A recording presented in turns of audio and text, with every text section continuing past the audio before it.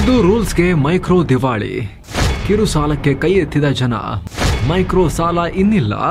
ನಮಸ್ಕಾರ ಸ್ನೇಹಿತರೆ, ಕಳೆದ 2 ತಿಂಗಳು ಭಾರಿ ಸುದ್ದಿಯಲ್ಲಿದ್ದ ಮೈಕ್ರೋ ಫಿನಾನ್ಸ್ ಮತ್ತೆ ಸದ್ದು ಮಾಡ್ತಾ ಇದೆ. ಸರ್ಕಾರದ ರೂಲ್ಸ್ ನಂತರ ಜನ ಸಾಲ ವಾಪಸ್ ಮಾಡೋದೇ ಕಮ್ಮಿ ಆಗಿದೆ ಅಂತ ಇನ್ಕ್ರೆಡ್ ಇಕ್ವಿಟೀಸ್ ಅನ್ನೋ ಸಂಸ್ಥೆ ರಿಪೋರ್ಟ್ ಮಾಡಿದೆ. ಕರ್ನಾಟಕದ ಮೈಕ್ರೋ ಫಿನಾನ್ಸ್ ಕ್ಷೇತ್ರದ ಗಂಭೀರ ಸಂಕಷ್ಟದ ಬಗ್ಗೆ ಎಚ್ಚರಿಸಿದೆ. ಹೀಗೆ ಮುಂದುವರೆದ್ರೆ ಮೈಕ್ರೋ ಸಾಲ ಸಿಗದೇ ಇರೋ ರೀತಿ ಆಗ್ಬೋದು, ರಾಜ್ಯದ ಗ್ರಾಮೀಣ ಆರ್ಥಿಕತೆ ಮೇಲೆ ದೊಡ್ಡ ಪೆಟ್ಟು ಬೀಳಬಹುದು ಅಂತ ಕೂಡ ಹೇಳಲಾಗ್ತಿದೆ.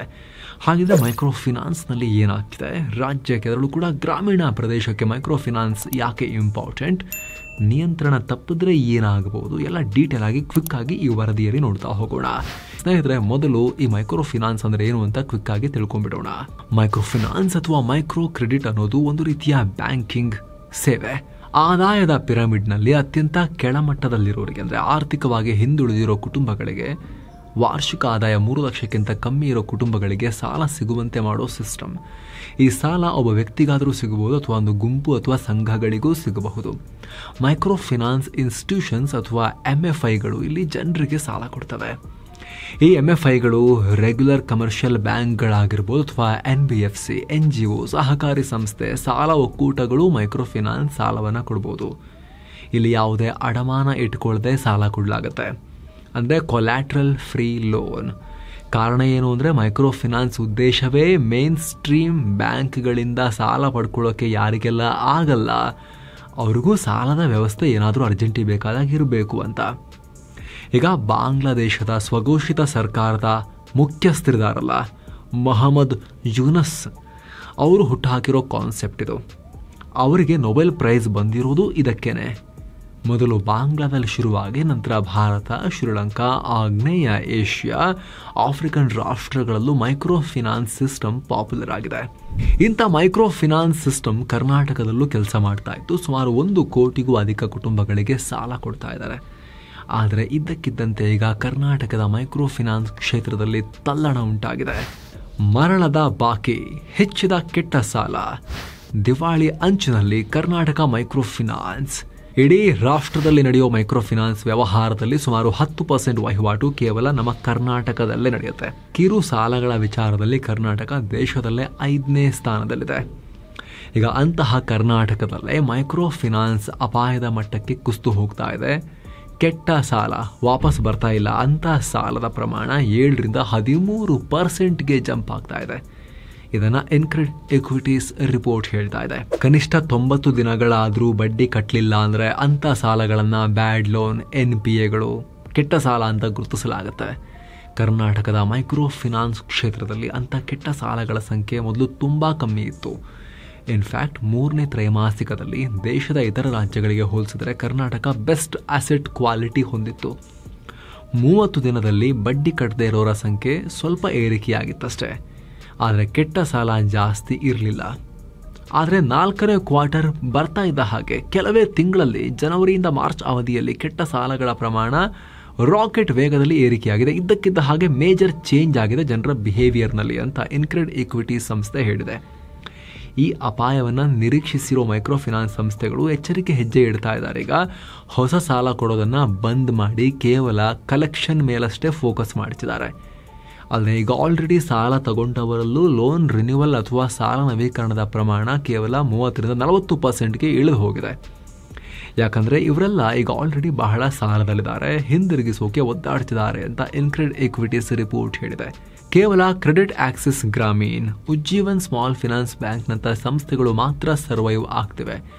ಉಳಿದವರ ಪಾಡು ಕೇಳೋರೇ ಇಲ್ಲ, ಗಂಭೀರ ಆಗಿದೆ ಅಂತ ರಿಪೋರ್ಟ್ ಹೇಳಿದೆ. ಏನು ಸ್ನೇಹಿತರೆ, ಈ ವರದಿಯಲ್ಲಿ ಮುಂದುವರಿಯೋಕ್ಕಿಂತ ಮುಂಚೆ 7 ಸ್ಯಾಂಡ್ಸ್ ಟೂರಿಸಂ ಕಂಪನಿ ಅಂಡಮಾನ್ಗೆ 4 ನೈಟ್ 5 ಡೇಸ್ ಟ್ರಿಪ್ ಆಯೋಜನೆ ಮಾಡಿದೆ. ಆಫರ್ ಪ್ರೈಸ್ ಕೇವಲ 46,500 ರೂಪಾಯಿ. ಇದು all inclusive package, flight tickets, 3 star hotel stay, all meal, cellular jail, light and sound show, Havelock island tour, Baratang island tour, lime stone cave, elephant beach tour ಎಲ್ಲ ಇರುತ್ತೆ. AC transport ವ್ಯವಸ್ಥೆ ಕೂಡ ಇರುತ್ತೆ. Private ferry tickets, 24/7 tour manager ಇದೆಲ್ಲವೂ ಇರುತ್ತೆ. ಹೊರಡೋ ದಿನ 20 April 2025. ಕೆಲವೇ ಸೀಟುಗಳು ಲಭ್ಯ. ಆಸಕ್ತರು ಈ ನಂಬರ್ಗೆ ಕಾಲ್ ಮಾಡೋ ಮೂಲಕ ಅಂಡಮಾನ್ ಟೂರ್ ಮಾಡ್ಕೊಂಡ್ ಬರ್ಬೋದು. ಬನ್ನಿ ಈಗ ವರದಿಯಲ್ಲಿ ಮುಂದುವರಿಯೋಣ. ಮುರಿದು ಬಿದ್ದ ಸಾಲದ ಚಕ್ರ, ಸಿದ್ದು ರೂಲ್ಸ್ ನಿಂದ ಇನ್ನಷ್ಟು ವಕ್ರ. ಮೈಕ್ರೋ ಫಿನಾನ್ಸ್ಗಳ ಈ ಸ್ಥಿತಿಗೆ ಇನ್ಕ್ರೆಡ್ ಈಕ್ವಿಟೀಸ್ ಪ್ರಮುಖವಾಗಿ 3 ಕಾರಣಗಳನ್ನು ಪಟ್ಟಿ ಮಾಡಿದೆ. ರಿಸರ್ಚ್ ಮಾಡಿ. ಮೊದಲನೇದು ಅತಿಯಾದ ಸಾಲ ಕೊಡುವಿಕೆ. ಕರ್ನಾಟಕದಲ್ಲಿ 2022ರಲ್ಲೇ MFIಗಳು 1 ಕೋಟಿಗಿಂತ ಹೆಚ್ಚು ಜನರಿಗೆ ಸಾಲ ಕೊಟ್ಟಿವೆ. ಸಿಕ್ಕವರಿಗೆ ತಗೊಳ್ಳಿ ಅಂತ ಲೋನ್ ಹಂಚಿವೆ. 2023-24ರಲ್ಲಿ MFIಗಳ ಸಾಲದ ಪೋರ್ಟ್ಫೋಲಿಯೋ ಅಂದರೆ ಅವರು ಕೊಟ್ಟಿರೋ ಒಟ್ಟು ಸಾಲ 42,000 ಕೋಟಿ ರೂಪಾಯಿ ಆಗಿದೆ. ಇದರ ನಡುವೆ ಸಬ್ಲೆಂಡಿಂಗ್ ಅನ್ನೋ ದೊಡ್ಡ ತಲೆನೋವು ಶುರುವಾಗಿದೆ. ಜನ MFIs ಕಡೆಯಿಂದ ಸಾಲ ಪಡೆದು ಅದನ್ನು ಅನಧಿಕೃತವಾಗಿ ಹೆಚ್ಚಿನ ಬಡ್ಡಿ ದರದಲ್ಲಿ ಬೇರೆ ಕಡೆಗೆ ಸಾಲ ಕೊಡ್ತಾ ಇದ್ದಾರೆ. ಇದರಿಂದ ಸಾಲದ ಚಕ್ರ ಅಸ್ಥಿರಗೊಳ್ತಾ ಇದೆ. ಹೀಗಾಗಿ MFIಗಳು ಅಪಾಯಕ್ಕೆ ಒಳಗಾಗ್ತಾ ಇವೆ. ಈ ಸಮಸ್ಯೆಗಳ ನಡುವೆ ರಾಜ್ಯ ಸರ್ಕಾರದ ಇತ್ತೀಚಿನ ಆದೇಶ ಮತ್ತಷ್ಟು ಗೊಂದಲಕ್ಕೆ ಕಾರಣ ಆಗಿದೆ. ನಿಮ್ಗೆ ಗೊತ್ತಿರ್ಬೋದು, ಮೈಕ್ರೋ ಫಿನಾನ್ಸ್ಗಳು ಸಾಲ ವಾಪಸ್ ಕೇಳೋ ಟೈಮ್ನಲ್ಲಿ ಹಿಂಸೆ ಕೊಡ್ತಾ ಇದ್ದಾರೆ ಅಂತ ಒಂದಷ್ಟು ಜನ ಅದ್ರ ಬಗ್ಗೆ ಬೇಸರ ವ್ಯಕ್ತಪಡಿಸಿದ್ರು. ತುಂಬ ಟ್ರೆಂಡ್ ಆಯಿತು, ವೈರಲ್ ಆಯಿತು ಆ ವಿಚಾರ. ಆಗ ಅದಕ್ಕೆ ರಿಯಾಕ್ಟ್ ಮಾಡಿದ ಸಿದ್ದು ಸರ್ಕಾರ ಹೊಸ ಕಾಯ್ದೆಯನ್ನೇ ಪಟಕ್ಕಂತ ತಗೊಂಬಂತು. ಅದರಲ್ಲಿ ರಿಜಿಸ್ಟರ್ ಆಗದೇ ಇರದ ಮೈಕ್ರೋ ಫಿನಾನ್ಸ್ಗಳು ಜನರಿಗೆ ಸಾಲ ಕೊಡುವಂತಿಲ್ಲ, ಅಂಥ ಕಡೆ ಸಾಲ ತಗೊಂಡಿದ್ರೆ ಜನ ಕಟ್ಟಲೇಬೇಕಾಗಿಲ್ಲ ಅಂತ ಹೇಳಿತ್ತು. ಇದರಿಂದ ಹಲವು ಸಾಲಗಾರರಲ್ಲಿ ಈಗ ತಮ್ಮ ಸಾಲ ತೀರಿಸೋ ಅಗತ್ಯ ಇಲ್ಲ ಅನ್ನೋ ತಪ್ಪು ಕಲ್ಪನೆ ಮೂಡಿಬಿಟ್ಟಿದೆ.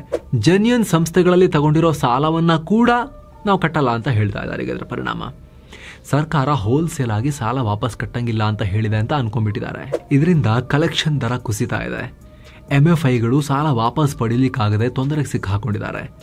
ಹಣದ ಹರಿವು ಇಲ್ಲದೆ ಲಿಕ್ವಿಡಿಟಿ ಕ್ರಂಚ್ ಆಗ್ತಾ ಇದೆ. ದಿವಾಳಿ ಮಟ್ಟಕ್ಕೆ ತಲುಪ್ತಾ ಇದೆ. ರಾಜ್ಯದ ಹಣಕಾಸು ವ್ಯವಸ್ಥೆಗೆ ಅಪಾಯ.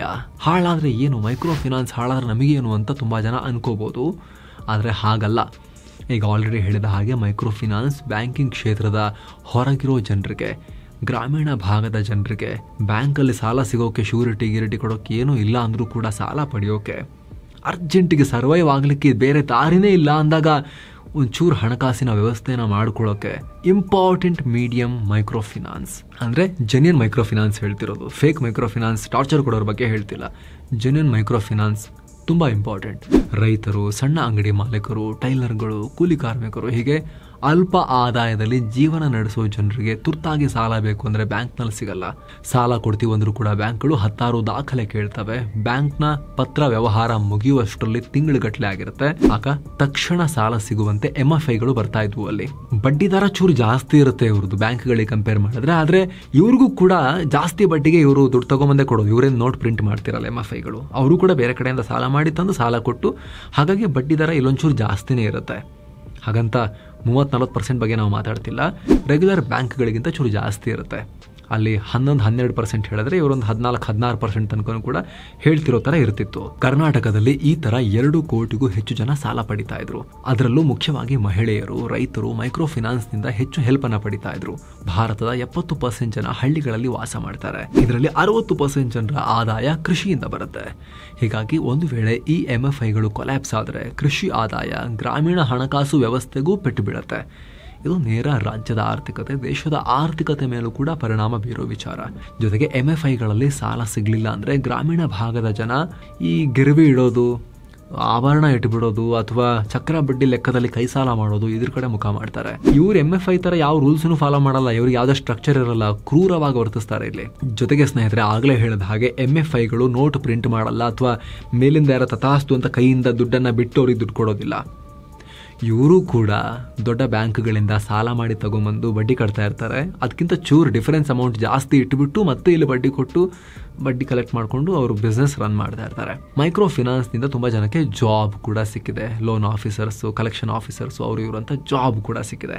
ಮೈಕ್ರೋ ಫಿನಾನ್ಸ್ ಸಂಸ್ಥೆ ಬ್ಯಾಂಕ್ ಮತ್ತು ಇತರ ಹಣಕಾಸು ಸಂಸ್ಥೆಗಳೊಂದಿಗೆ ನೇರ ಸಂಪರ್ಕವನ್ನು ಇಟ್ಕೊಂಡಿರ್ತಾರೆ. ಹೀಗಾಗಿ ಈ ಕ್ಷೇತ್ರದಲ್ಲಿ ಆಗೋ ಯಾವುದೇ ಅಸ್ಥಿರತೆ ಗ್ರಾಮೀಣ ಆರ್ಥಿಕತೆ ಮೇಲೆ ನೇರ ಪರಿಣಾಮ ಬೀರುತ್ತೆ. ಸಾಲ ವಿತರಣೆ ಶಿಸ್ತಿನಲ್ಲಿ ಏರುಪೇರಾದರೆ ದೇಶದ ಸಾಲ ವ್ಯವಸ್ಥೆಯ ಸಂಪೂರ್ಣ ಸ್ಥಿರತೆ ಮೇಲೆ ದುಷ್ಪರಿಣಾಮ ಆಗುತ್ತೆ. ಹೀಗಾಗಿ ಮೈಕ್ರೋ ಫಿನಾನ್ಸ್ ಅಂತ ನೆಗ್ಲೆಕ್ಟ್ ಮಾಡೋ ಹಾಗಿಲ್ಲ. ಸ್ನೇಹಿತರಲ್ಲಿ ಕ್ಲಿಯರ್ ಪಿಕ್ಚರ್ ಕೊಡೋ ಪ್ರಯತ್ನವನ್ನು ನಾವು ಮಾಡಿದ್ದೀವಿ. ನಾವಿಲ್ಲಿ ಉಳಿಬೇಕು, ಸರ್ವೈವ್ ಆಗಬೇಕು ಅಂತ ಹೇಳ್ತಿರೋದು ಜೆನ್ಯೂನ್ ಮೈಕ್ರೋ ಫಿನಾನ್ಸ್ ಸಂಸ್ಥೆಗಳ ಬಗ್ಗೆ ಮಾತ್ರ.